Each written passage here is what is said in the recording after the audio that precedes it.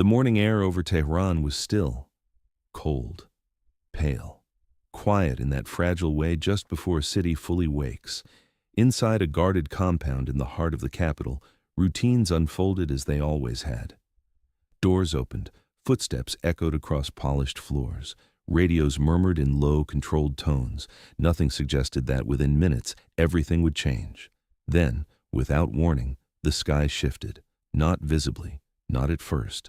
There was no siren, no distant rumble rolling in from the horizon, no warning broadcast cutting through the silence. Only a sudden absence. Signals dropped, communications flickered, then died. Across multiple sites in Tehran, screens went dark at the exact same moment. Operators leaned forward, confused. Technicians checked connections that had not failed seconds earlier. And then it came. A deep concussive force, sharp, precise, almost surgical. One strike, then another, and another. Explosions erupted across the city in near-perfect synchronization. Not scattered, not random, deliberate, compounds, command centers, secure locations that until that moment had been considered untouchable. Windows shattered outward, concrete fractured inward, shockwaves rippled through streets that had, seconds before, been silent. At 9:45 in the morning, local time, the most powerful figures in Iran were under attack. Not over hours, not over days, all at once. Hundreds of kilometers away, the operation had already been set in motion long before the first explosion landed. Aircraft were already in the air, systems were already engaged. There would be no second chance, no adjustment, no recall. This was the opening move, and it had to be decisive. Because this strike wasn't just about destroying targets, it was about eliminating people, specific people. People who for years had remained just out of reach, hidden behind layers of secrecy, security, and misdirection. Until now, somewhere inside Tehran, one of those targets had just been found. And for the first time in months, he wasn't moving. For months, he had vanished, not officially, not publicly, but in the shadows where intelligence agencies operate, his presence had become uncertain, fragmented, inconsistent, almost ghost-like. Ayatollah Ali Khamenei, the most powerful man in Iran, had withdrawn from the visible world. No public appearances, no predictable movements, no fixed location. He had learned, decades earlier, what it meant to be hunted. In 1981, a bomb hidden inside a tape recorder had detonated just inches from him.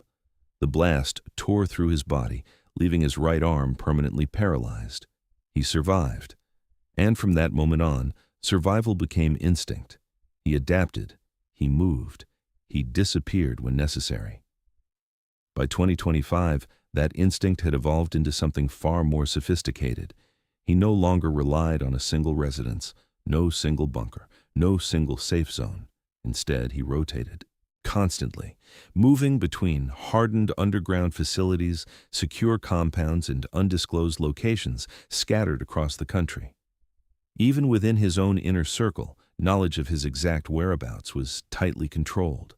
To outside observers, he was effectively off-grid, a moving target. And for years, that had been enough, because modern warfare depends on certainty. You don't strike shadows. You don't launch operations based on guesses. You wait until you know. And for a long time, they didn't. Signals intelligence came back incomplete. Human sources contradicted each other. Satellite imagery offered patterns, but never confirmation. Every lead dissolved just before it became actionable. Until something changed, not overnight, not in a single breakthrough, but gradually, piece by piece. Patterns began to emerge, fragments of movement that didn't quite fit the illusion of randomness, short transmissions, brief appearances, subtle. Inconsistencies in security deployments. Individually, they meant nothing. Together, they formed a trail. And that trail led somewhere unexpected. Because he wasn't buried deep underground. He wasn't hidden in a remote mountain bunker. He wasn't constantly on the move. He was in Tehran, in a place so familiar, so routine, that it had been overlooked, hiding in plain sight, the kind of place no one expects a man like him to stay, not during a time of rising tension, not when war felt closer than it had in years. But that was the advantage. Predictability had become invisibility. And this time, it failed him. Real-time tracking systems locked onto the location, signals aligned, movement patterns confirmed, surveillance cross-checked. For the first time in months, there was no ambiguity, no uncertainty, no doubt. They knew exactly where he was, and more importantly, he wasn't alone. The first confirmation changed everything. But it wasn't enough. Knowing where one man was, even a man like him, didn't justify what was about to happen, not yet. Because this operation was never designed to remove just one target. It was something far more ambitious, far more dangerous. It required alignment, precision, timing so exact it would only exist for minutes, maybe less. And then, almost unbelievably, it happened. Inside Tehran, at the same time that surveillance systems confirmed the Ayatollah's location, another signal emerged. Unrelated at first glance, routine even, a scheduled meeting, high level, secure, closed door, the kind of gathering that happened behind layers of protection inside buildings designed to withstand attack. Iran's National Security Council, a convergence point for the country's most powerful military and intelligence figures, men who rarely appeared together in one place, men who were never supposed to be vulnerable at the same time.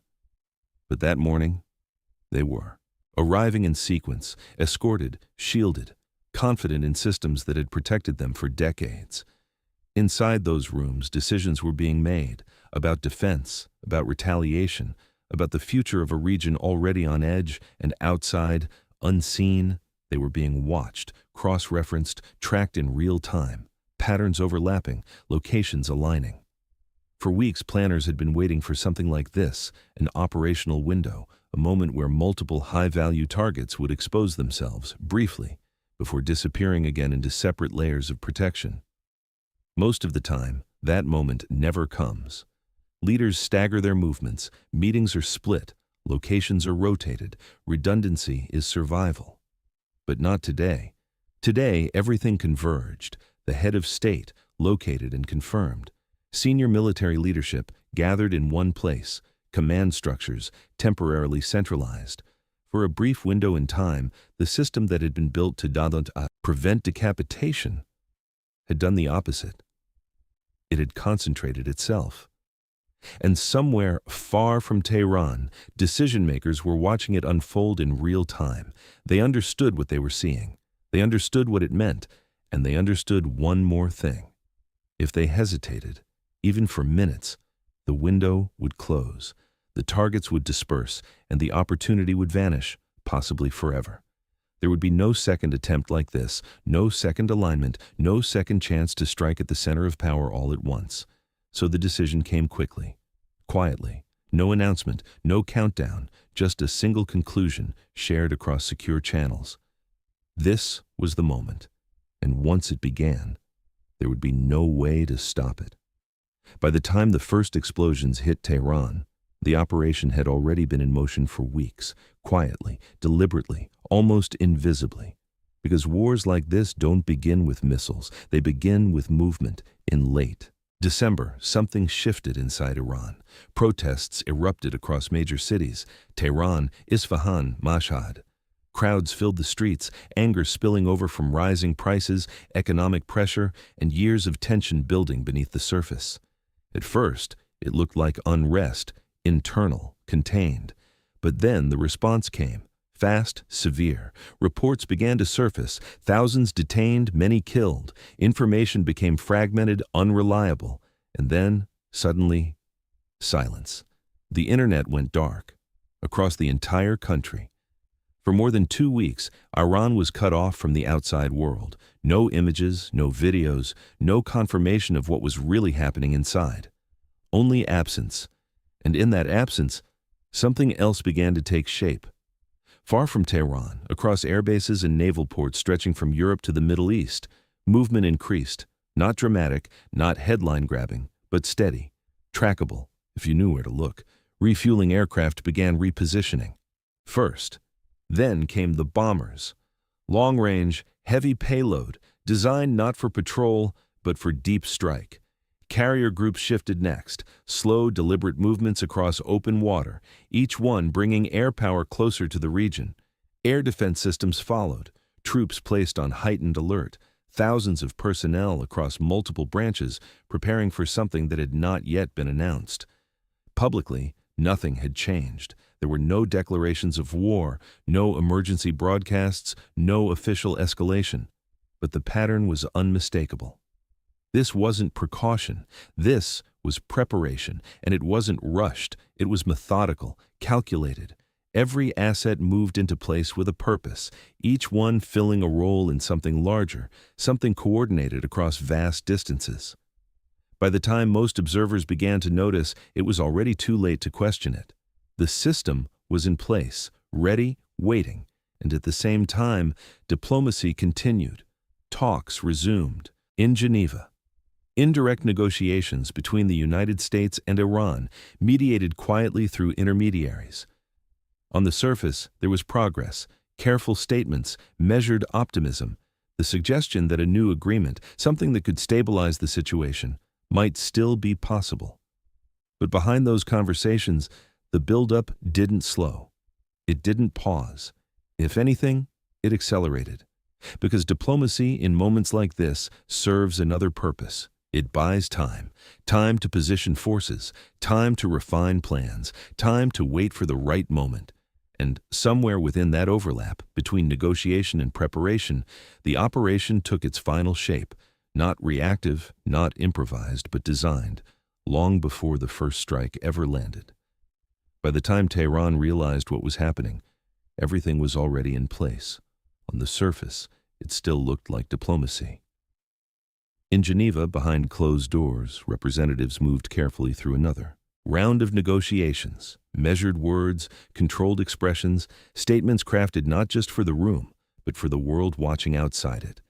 There was talk of progress, small breakthroughs, the possibility, however fragile, of a new agreement, one that could limit Iran's nuclear program, one that could ease tensions that had been building for years.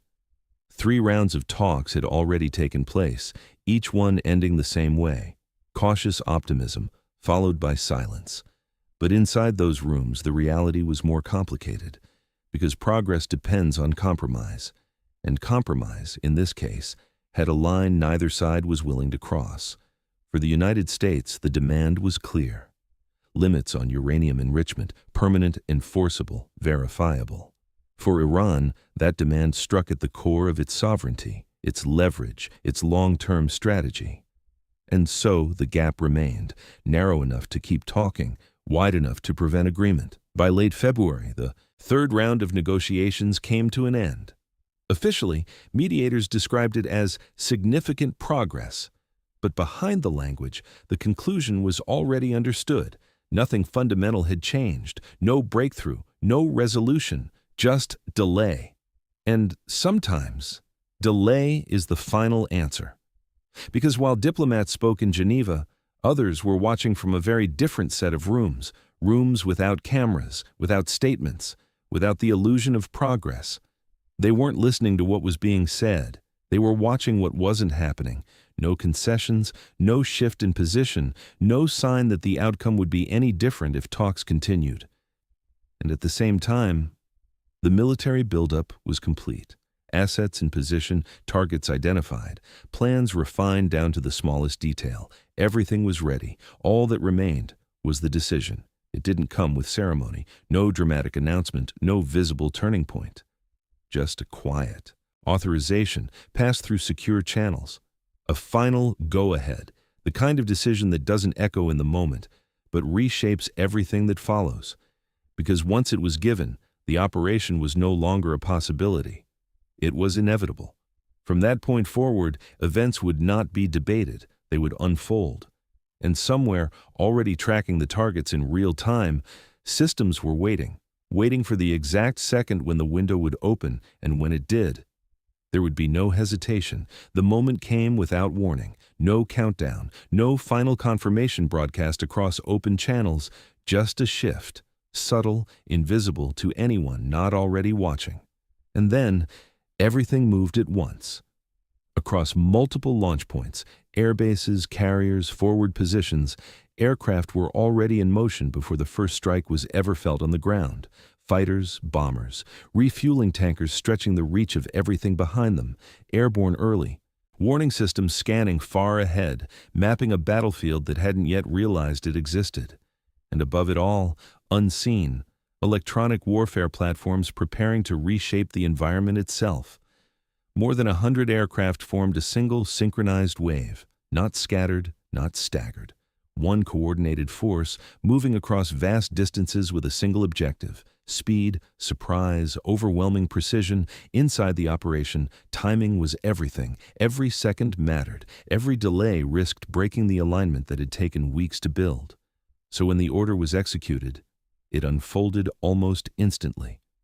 Missiles launched first, long-range sea-based strikes cutting through the air toward targets deep inside Iran.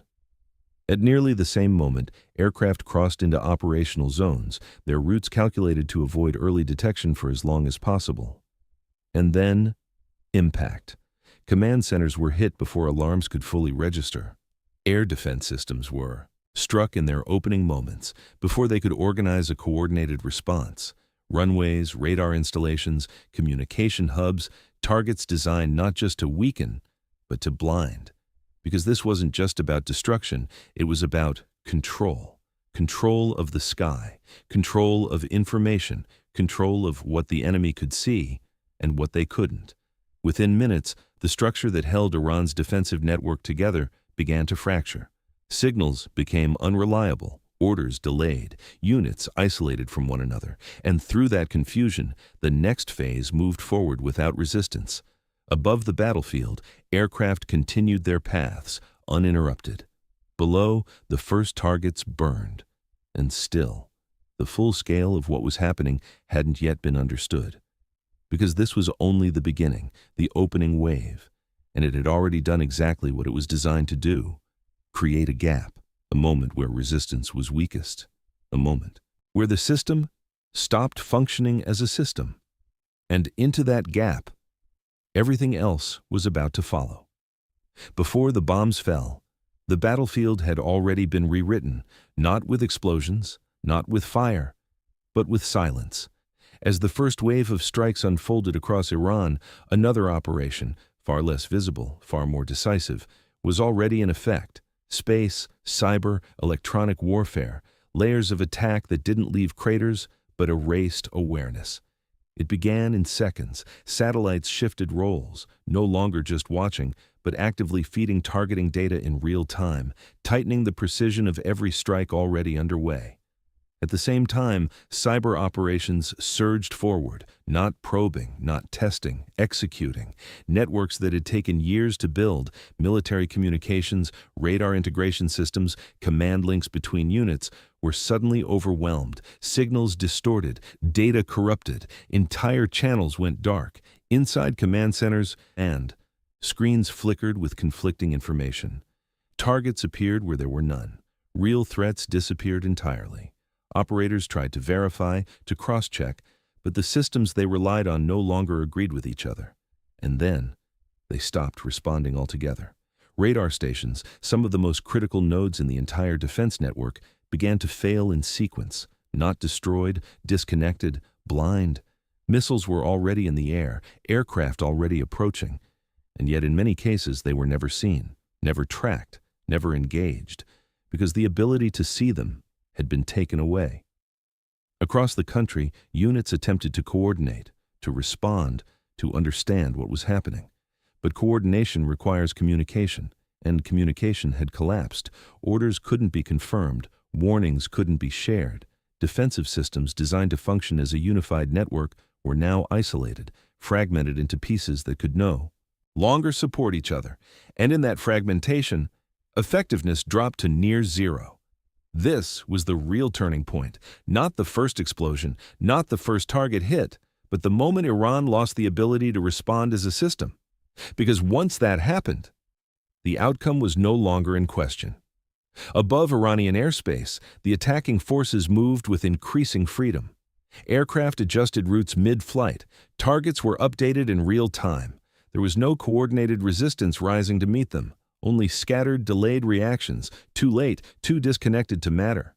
Within a remarkably short time, one objective had been achieved: air superiority, not gradually, not contested over hours or days, but established almost immediately. And with that control came something far more dangerous: freedom. The freedom to strike again and again and again. Because now there was nothing left to stop what was coming next. Once the defenses collapsed, the pace changed. What had begun as a precise, synchronized strike became something far larger, relentless, expanding, unstoppable. Across Iranian airspace, waves of aircraft continued to move in, no longer constrained by resistance, no longer forced to maneuver around active defenses. Now they could choose their targets freely. And they did. Israeli fighter jets surged forward in numbers never seen before in a single operation. Dozens became hundreds, sortie after sortie, crossing into contested airspace that was no longer truly contested. Over the next 12 hours, nearly 200 aircraft would take part, each one assigned a role, each one part of a system that was now operating at full capacity. At the same time, American forces expanded the attack across every domain. From the sea, cruise missiles launched in coordinated salvos, cutting low across the terrain before striking deep into hardened positions. From the air, strategic bombers approached from distances, so vast they had begun their journey nearly a day earlier. And from above, the targeting never stopped updating. Every new piece of intelligence fed directly into the operation. Every surviving node, every fallback position, every attempt to regroup, found, tracked, destroyed. This was no longer a single strike. It was a rolling collapse. Military installations were hit in sequence, airfields rendered unusable, missile sites neutralized before they could launch again, command structures erased faster than they could be re-established. And then came the targets that had, until that point, been considered nearly untouchable.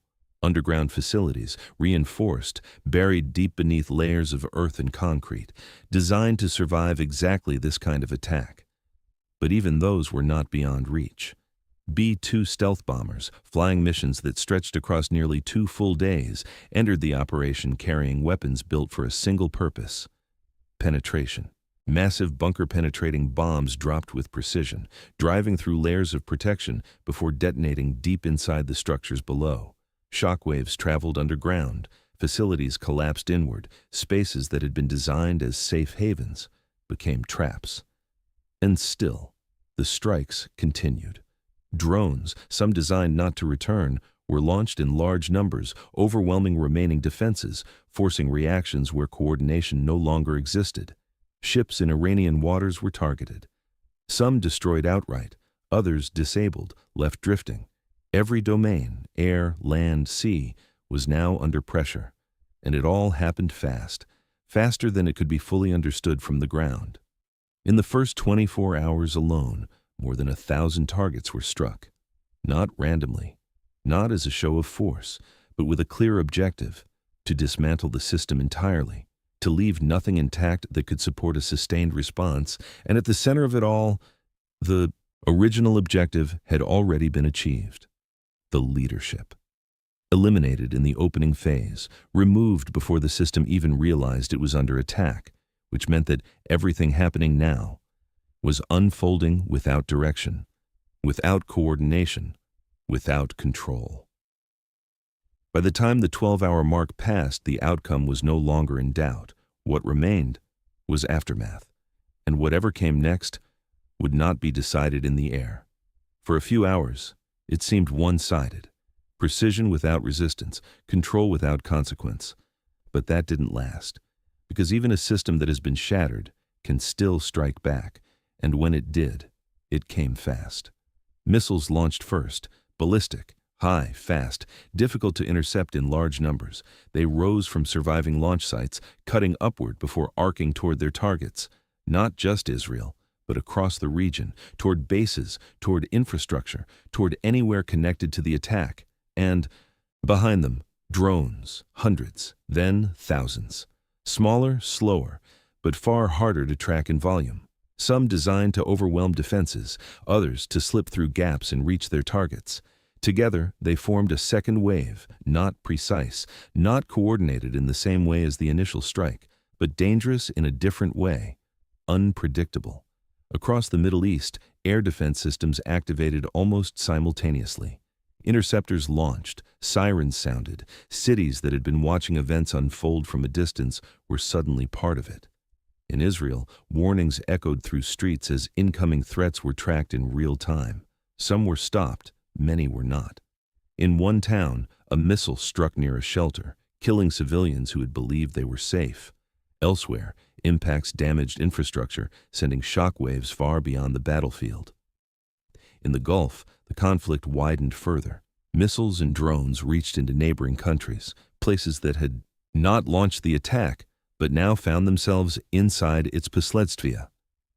In the United Arab Emirates, explosions tore through populated areas, casualties followed, injuries mounted, and with every strike, the line between military and civilian blurred further. This was no longer contained, it was spreading. Because retaliation doesn't follow the same rules as precision. It doesn't wait for perfect timing. It doesn't require total coordination. It only requires capability and intent. And Iran still had both. Then, another shift. From beyond its borders, Allied forces began to move. Hezbollah, a name that had lingered in the background, now stepped forward. Projectiles launched from a different direction. Another front, another layer added to an already expanding conflict. And with that, the risk changed again. What had begun as a targeted strike, focused, contained, deliberate, was now something else. A regional escalation, unpredictable, unstable, and still unfolding. Because even after everything that had been destroyed, this was not the end of the story. It was the beginning of what came after. By the end of the first day, the silence returned. Not the same silence as before. This one felt different, heavier, uncertain. Across Iran, the immediate shock had passed, but what replaced it was far more difficult to understand. Because this wasn't just damage. It wasn't just infrastructure or bases or equipment. It was leadership, removed in hours. Figures who had defined policy, strategy, and direction for decades, suddenly gone. At the center of it all, the country's supreme leader, one of the longest-serving heads of state in the modern world, no longer there. For years, he had been a constant, through sanctions, through conflict, through internal unrest and external pressure, a fixed point in a system built around continuity.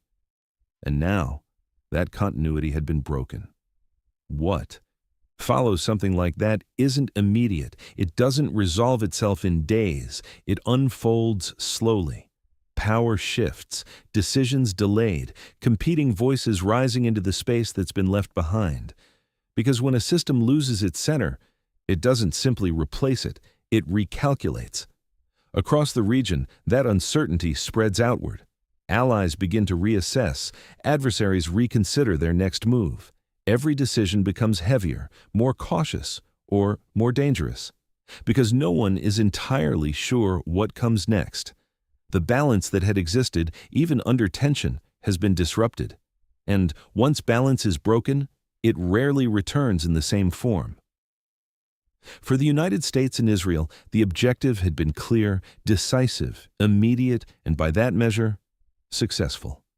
The targets were hit, the leadership removed, the system disrupted at its highest level.